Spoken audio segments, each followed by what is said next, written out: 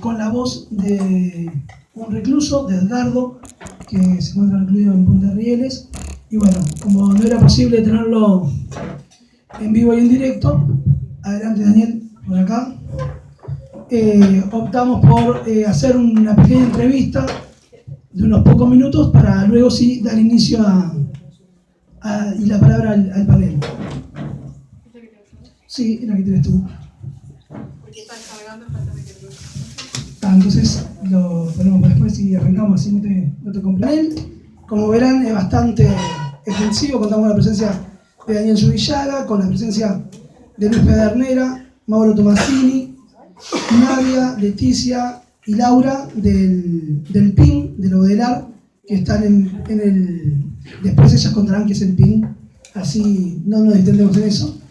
Y la intención es ir abarcando diversos temas. Entonces le damos la palabra a Daniel Zubillaga, abogado, miembro del colectivo de pensamiento penal criminológico, colectivo independiente de la Facultad de Derecho, especializado en temas penales, procesales y criminológicos, que nos hablará sobre la financiación privada de las cárceles de la región y de la primer cárcel construida por las PPP, Participación Público-Privada.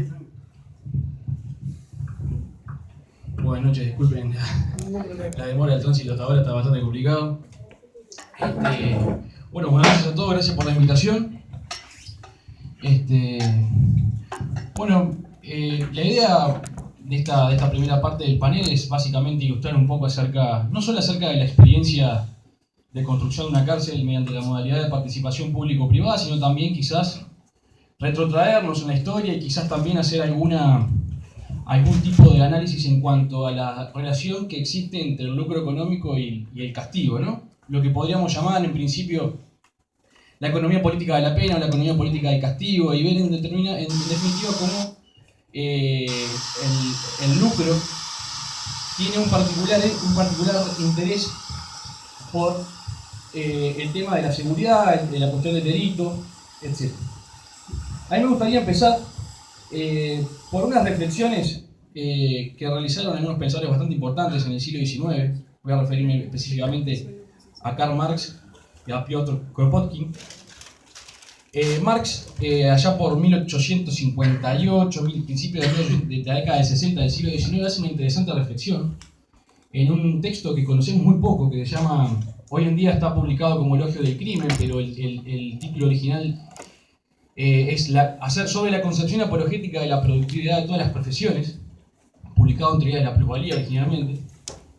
Y él hablaba algo así como de que podemos redireccionar la existencia de todo el aparato penal, desde la justicia, los fiscales, los abogados, incluso el profesor de derecho penal que vende su libro como mercancía, a la existencia de un delincuente, entre comillas. De esta manera Marx propone, allá por el siglo XIX, una de las primeras reflexiones en torno a lo que conocemos a partir de la segunda década del siglo XX, y más que nada a partir de la obra de Nils Christie, la industria del control. Me gustaría leerles, aunque lo tengo que buscar acá, nosotros publicamos con un compañero que se encuentra aquí presente, Rodrigo Rey, un artículo sobre estos temas de economía política de la pena, industria del control, y cerrando con esto de la cárcel PPP, ¿no? Y la privatización carcelaria. Pero bueno, en definitiva Marx lo que hace es redireccionar la existencia total del sistema penal a la condición de que hay una persona a la que podemos llamar delincuente, ¿no? Es decir, introduce esto de una potencialidad económica, ¿no? Le podemos sacar jugo, le podemos sacar lucro a esa persona llamada delincuente y crear todo un sistema a su alrededor. Kropotkin tiene una interesante contribución, no estoy recordando bien el año, pero seguro es de la segunda década del siglo XIX, donde hace un relato del estado de las prisiones en Francia y Rusia, publicado como Las prisiones, o como el estado de las prisiones en Francia y Rusia, y él describe muy bien un mega complejo carcelario, Fabril, donde se recluían 1.400 personas, la casa central de Clairvaux en Francia, y ella va refiriendo, bueno, a que esa cárcel, además de ser una cárcel, era también una fábrica, ¿no? Pero a su vez, ya se empiezan a presentar algo que vamos a ver recurrentemente en el discurso de la privatización carcelaria, que es concebir al privado, al contratista le llama él, como un partícipe necesario en el desarrollo de las tecnologías del castigo. en este sentido es que, bueno, se plantea esta primera idea, ¿no? Primero que nada, el Estado es ineficaz. No puede hacerse cargo de las cárceles, ¿no? No, por un tema presupuestal básicamente, pero también por falta de know-how, porque el privado se asume que tiene, además de ser efectivo, además de ahorrar dinero, además tiene conocimiento. Esas son cosas que se van asumiendo desde hace mucho tiempo y que se encuentran muy presentes en el discurso que hoy en día legitima cualquier sistema de privatización que ahora después veremos. De esta manera, bueno, es ineludible empezar a encontrar relaciones entre lo que sería la racionalidad empresarial, el ethos empresarial, que le llama un criminólogo escocés, David Garland, y lo podemos ver claramente en los sistemas de reclusión del siglo XIX del Silent System, o de los sistemas de Auburn y de Filadelfia, en donde había un particular interés por la mano de obra y por el trabajo carcelario, pero con una perspectiva digamos, empresarial, ¿no? Esos sistemas, ustedes sabrán, se desparramaron por todo el mundo, incluso en Uruguay, la cárcel de Miguelete, si mal no recuerdo, sigue algunos de esos sistemas del Silent System, que en definitiva conciben el trabajo del preso en un sentido industrioso. En el siglo XX ya empezamos a ver, imaginá a partir de la segunda década, ¿no? con eso que David Garland realiza esa diferenciación muy interesante entre lo que fue el estado del welfare, o penal del welfare, allá al estado punitivo neoliberal absoluto. Y ahí ya podemos empezar a evidenciar formas más concretas, menos difusas, menos descontracturadas, de tecnologías del castigo que a su vez están totalmente relacionadas con algún tipo de, digamos, de modalidad de lucro empresarial.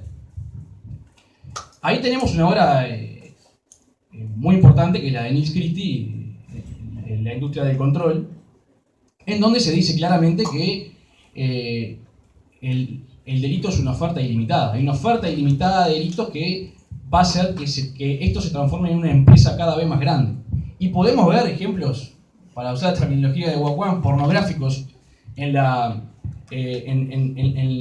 praxis del sistema penal norteamericano, por ejemplo.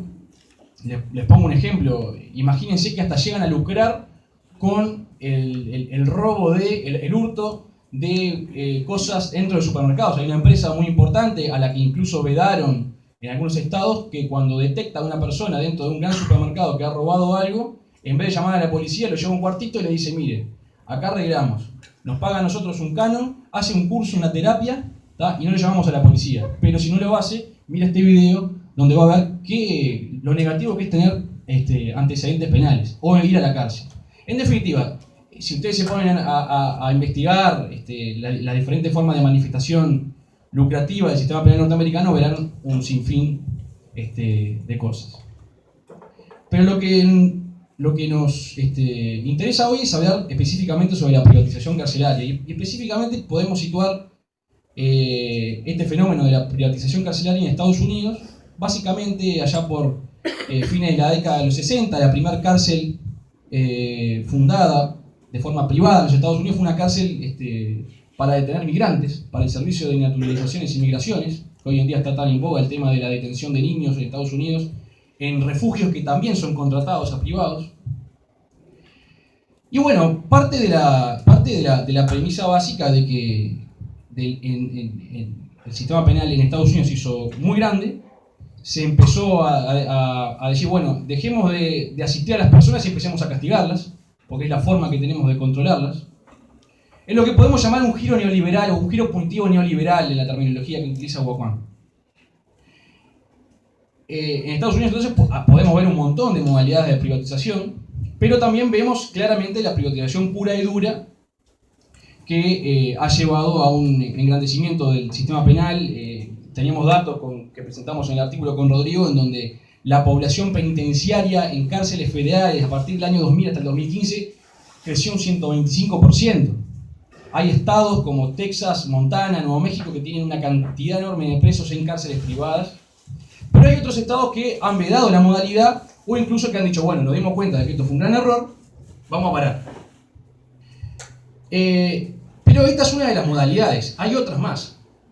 Y acá es donde podemos empezar a hablar de esto de la modalidad de participación público-privada, ¿no? El partenariado público-privado, que también podemos encontrarlo o situarlo temporalmente en los Estados Unidos y particularmente en el Reino Unido, ya por el gobierno de Thatcher, no únicamente creado para construir cárceles, sino también para construir cualquier tipo de obra de infraestructura hidráulica, ambiental, carreteras.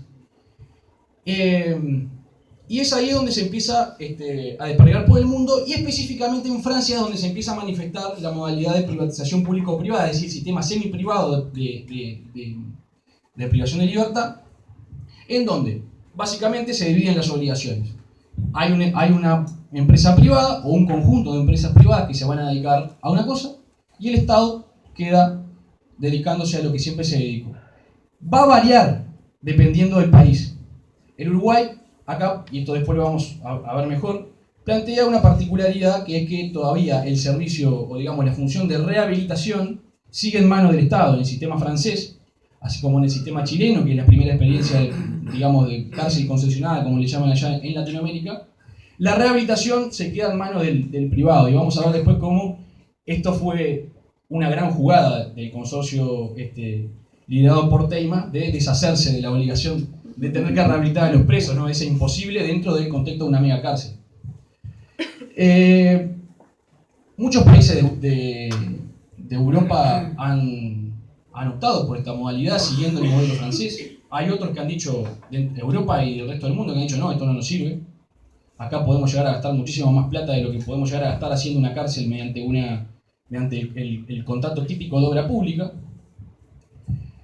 Y es Chile el primer país de Latinoamérica que empieza a jugar con este tema de la cárcel concesionada, ¿no? Y allá por el año 2000, 2003, 2004, perdón, se crea la ley de concesiones, que luego, posteriormente, por el gobierno de Ricardo Lagos, se comienza a efectivizar un programa de cárceles concesionadas que termina con la construcción de la cárcel más grande, o sea, se empezó a construir en grupos por regiones, pero que en 2007 termina, en el gobierno de Michelle Bachelet, termina por construirse la cárcel de Santiago I, en la capital, la cárcel más grande del país, apta para recluir, si mal no recuerdo, a 2.500, 2.700 personas.